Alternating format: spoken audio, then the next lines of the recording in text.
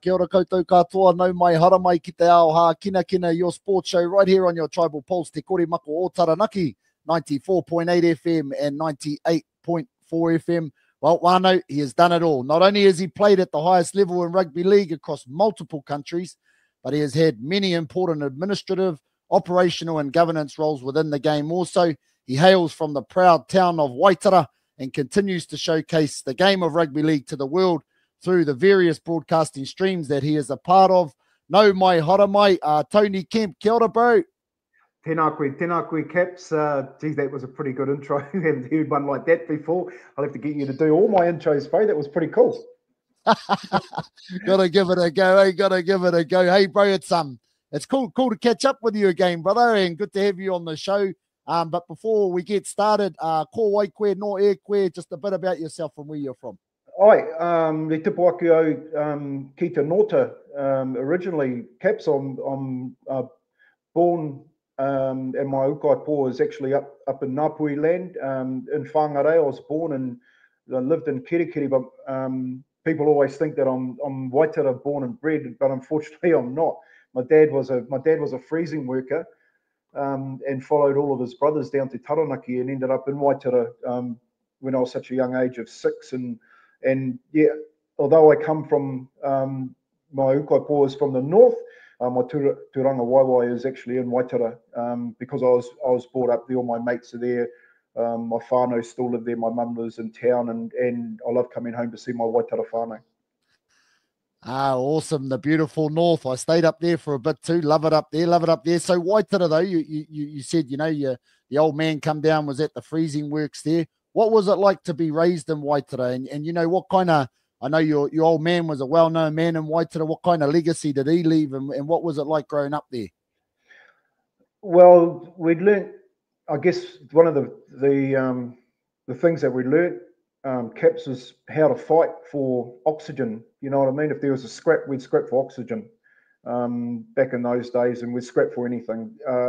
And what it sort of bred was a very competitive breeding ground, especially in the sports sector, right throughout every sport that we could get our hands on back as a young kid. And generally that was led by all of our whānau and our parents, like the Duncan Tangiras, the Wally Tawakis, the Murray Bull Martins, and of course my dad, Papa Kemp, Piripi Kemp, Phil Kemp. So they were tough old days. The town was thriving. There were late night Thursday nights, and then you go to your weekends and play sport. Every field was packed during the week, Monday to Friday, with people training. You'd go from one training session to another to get ready for the weekend, and then you'd play school sport during the Saturday mornings and league on the Sunday, and go and listen to your parents' music at night down at the league rooms or whatever. So it was a pretty cool place to be brought up in, to be honest. But I just remember, there could have been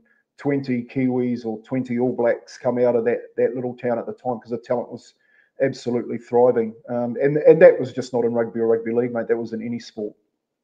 Most definitely. Waitara's definitely bred a lot of champions, that's for sure. Now, obviously, you were a Waitara junior, and you also played premiers there in the early 80s. Tell us a little bit about these days when you were playing prems back then, and how special those times were for you. Well, I was pretty lucky. I made the New Zealand schoolboys at 14, and then I captained them at 15. I made the 17s 2 years in a row, and the junior Kiwis 3 years in a row. So by the time I was 16, I had already asked Howie if I was allowed on the bus when I was captain of the schoolboys, and he said, well, I can't, because I'm afraid your old man will give me a hiding, because the old man said, don't let him play in the Premier team. And that was in the days where Western Suburbs and Waitara, those games were like state of origin, like the Johnny Naru type players, the Chappie Pines, and Kavanaghs, the Chadwick boys, all them boys were playing. I just couldn't wait to get out there and play against them.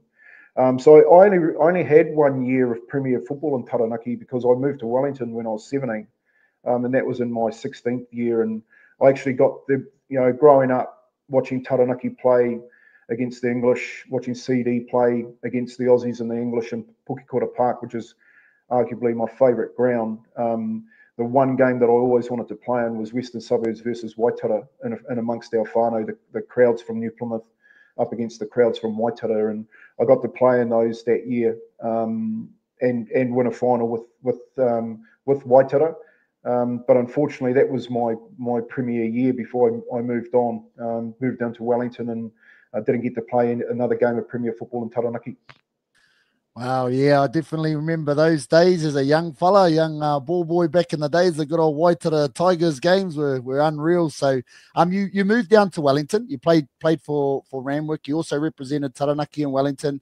Played junior Kiwis. Then you headed over to Doncaster in England. How did this come about? Yeah, the Doncaster trip came about back in the old days with the help of Howie Tamati and Ken Laban.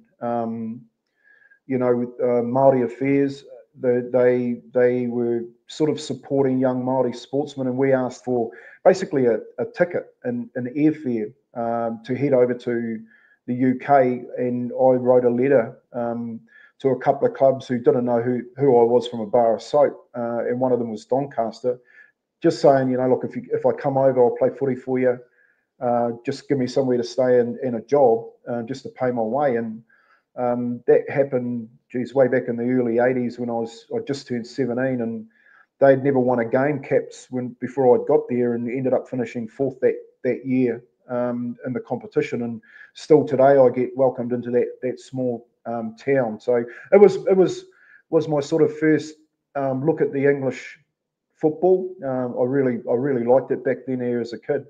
And I would later on go on and play there later on for a number of teams as my career progressed. What an experience. That would have been an experience and a half as a young fella heading all that way over to England.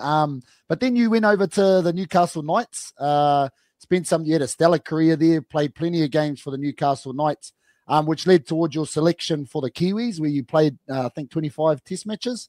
Tell us a little bit about this experience in Newcastle and representing your country.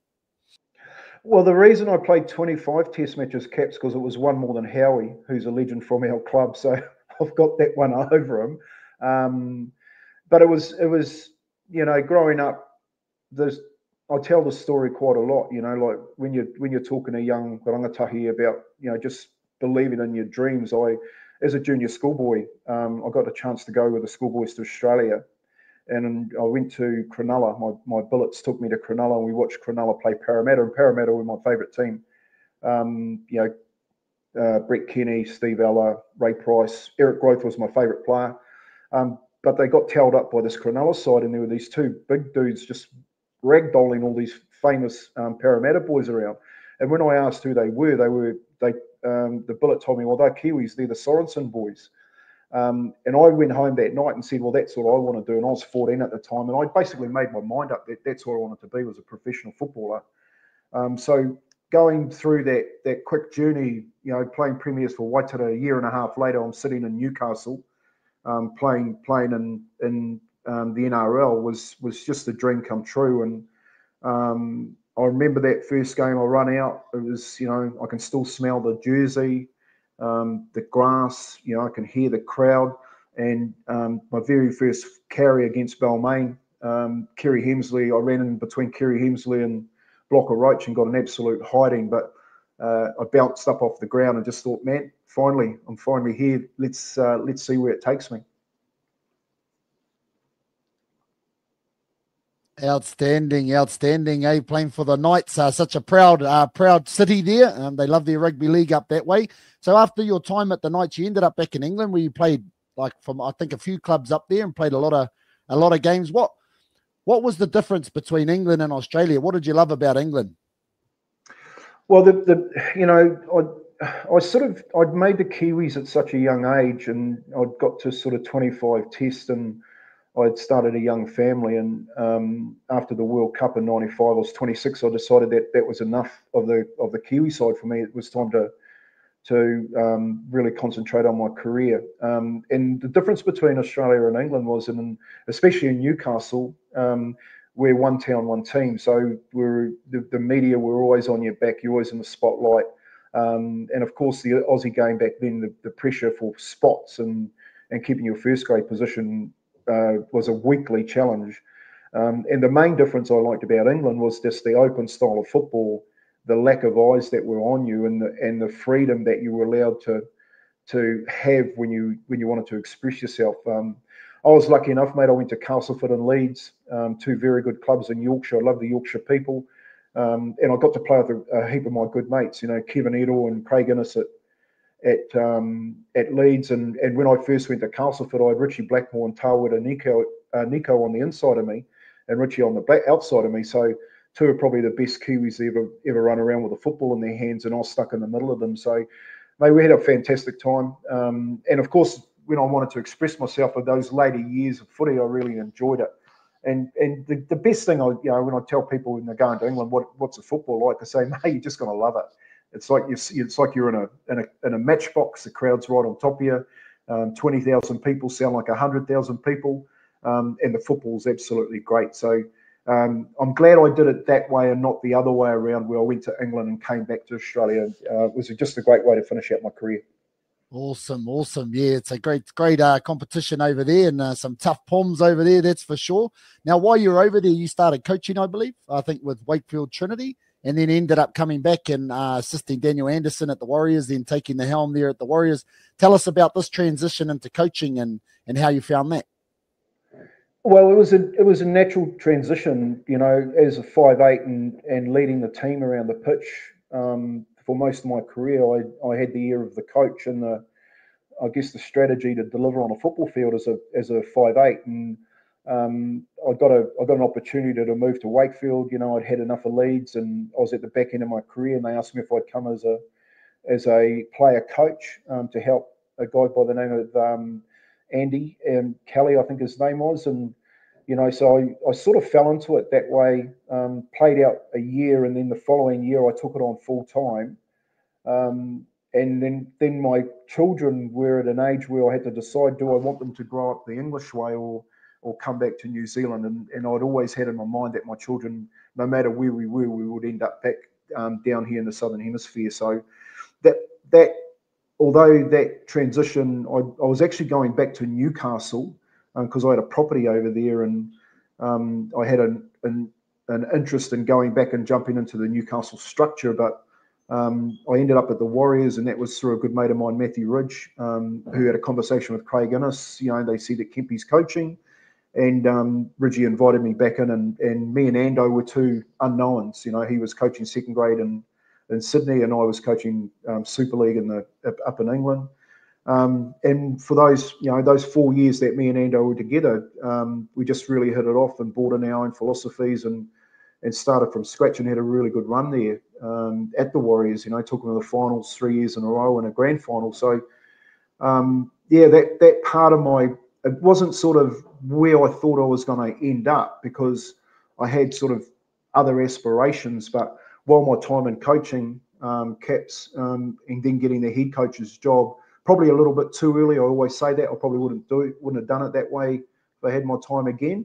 But mate, I'm glad I had it. I think I was the youngest NRL coach, the first Māori NRL coach, and of course, you know, just another coach waiting in the NRL to get sacked, and I was one of those as well.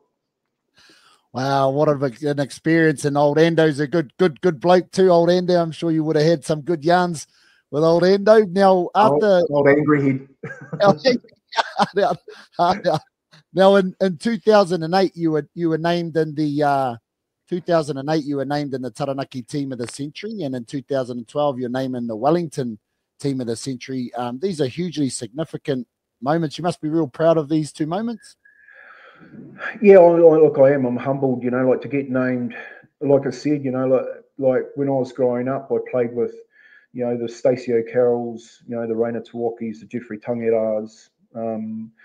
You know, I could go on and on about the type of player that I played with, and I sort of forgot or forget the career that I had. So back in those days, I really didn't understand the significance of those accolades. But they hold a pride and place at my home on one of my shelves. I don't display too many things from my football career, but when I look back on it and think about the process that they went through to name you in the top 17 players through a century, and to hold it in 2 provinces, not just Taranaki, was a really, humbling experience for me, because there's some great players, and I get reminded of that. I get reminded of players that I played against and who should have been named in front of me, and because of the profile that I have. But at the end of the day, I've got those. They're something that can't be taken away from me, and it's sort of just when you say it, Caps, it sort of brings back.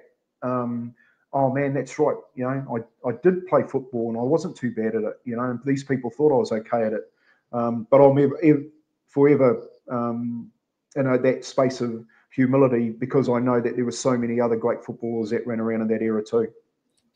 Oh, 100%. And I think, that's just an amazing honour to be named, alongside some of those names and those teams in Taranaki and Wellington. And big congratulations to you, because like you said, there's been so many good players over so many years in those 2 provinces. Now, you also spent some time working with the New Zealand Rugby League and as their football manager, and you've had some experience in governance within the game. Tell us a little bit about that part of your journey too, and trying to, help do that hard work in the background that obviously goes unnoticed a lot of times within the game as well. Yeah, well, this is a real interesting part. I've been involved in rugby league for 50 years. I started as a 7-year-old down in Waitara because my dad, he was a rugby man, went to Waitara, ended up at the league club, and that was it. I wasn't playing rugby anymore, so that was 50 years ago. So rugby league for me has become it's more than a footy game. It's my passion. Currently I'm working with Ngāti Reo here and putting a rugby league facility together up in Kirikiri, which is a current thing I'm doing. But I basically went through, I guess, the whole grassroots professional career as not just a player but an administrator and a coach. And it's given me a really good understanding of the landscape and some of the nuances in rugby league that are still happening today, Cap. So, from governance to administration to playing, you get a good world view of where football stays in New Zealand. And unfortunately for people, I'm the type of person that speaks my mind and has a very, very strong opinion. And I, a lot of people don't agree with me, and a lot of people do agree with me. I don't really give 2 hoots about that. I just, where I come from a processing background where my dad was a freezing worker and my mum was a factory worker at Tegel, and we fought for oxygen every week. Like we were from in a state home, we whānau'd whānau through our house every week. We had people, most of the Waitara boys would have come up and slept on my floor, whether they were in my brother's team or in my team, because that's what my father was like. And I haven't forgot that. Our whānau still do that today, and that's the really disappointing thing about rugby league, is that we haven't learnt from historical issues that we've had in the game, yet we will sit back and we won't have the hard conversations to take ourselves forward. So it's been 50 years, mate, I'll tell you now, but it'll still be, until I go to my grave, it'll be in my blood, and wherever I can help or wherever I've got an opinion on rugby league, I'll put it out there. Just and the main thing, like our culture, that's the beauty about our culture and our tikanga, is that, we've got to have the hard conversations. When you walk onto marae, you've got the wātea to have your conversation. If you've got a raru, you have it out the front. Once you step inside that wharenui, it's a kōrero and a mihi and let's go and have a cup of tea. Although you can have the hard conversations, you have to be able to have the cup of tea afterwards. My experience, a lot of people don't like having the cup of tea afterwards. Tika te kōrero, bro. Nah, awesome, and big kudos to you for pushing those conversations too. Those conversations that not a lot of people are prepared to have. So awesome mahi there, bro. Now, if there was one bit of advice you could give a young tamariki, a young rangatahi here in Taranaki or anywhere in these rural areas around the country, that was aspiring to make it in rugby league or to push their relevant sport to go to the highest levels, what would that advice be? Well, make sure you've got something else to fall back on. You know what I mean? So there are more strings to the bow than a rugby league bow. So a lot of our whānau need to understand that a rugby league career is very short. And when you're setting your goals, the people that set goals for 1 to 5 to 10 years are blowing wind up your backside. You need to set a goal for 30 years, and you need to understand what you're doing while you're going through your rugby league career and getting into it, but what are you going to be doing after it? So set your bows on a path that give you something beside rugby league to strive for. And the reason I say that, Caps, is because a lot of us forget about education.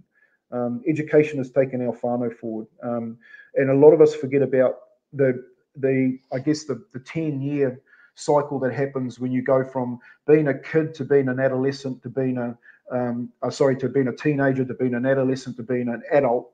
And then what happens in between those 10-year cycles? You become a parent, you become a caregiver, you become a koro. And of course, while your whānau grows, you need to be able to support them for longer than 30 years if you want to build a successful family unit. Rugby league gives you an opportunity to start that journey. And that's my advice to people. Understand it is just the start of your life journey. So if you are preparing to be a footballer, prepare to be a lifelong whānau provider using football as your vehicle to start you on that journey. Beautiful, beautiful. Great bit of advice there, Whānau. Well, bro, hey, thank you for being a trailblazer for the game, for showing whānau that, you know, from small rural areas that anything is possible if you work hard and you chase your dreams. We appreciate all the work that you have done and continue to do, not only for the game here in Taranaki, but throughout the nation and around the world. We wish you all the very best with your future endeavours, and look forward to catching up again sometime soon, maybe in a podcast, my bro. Yeah, tēnā koe, tēnei te mihi ki a koe, Caps, e te whānau ki rongo ki te irirangi o te karemako o Taranaki. Tēnā tātou katoa e te whānau ki te rongo ki aia ko Caps. Nō reira, tēnā koutou, tēnā rā tātou katoa.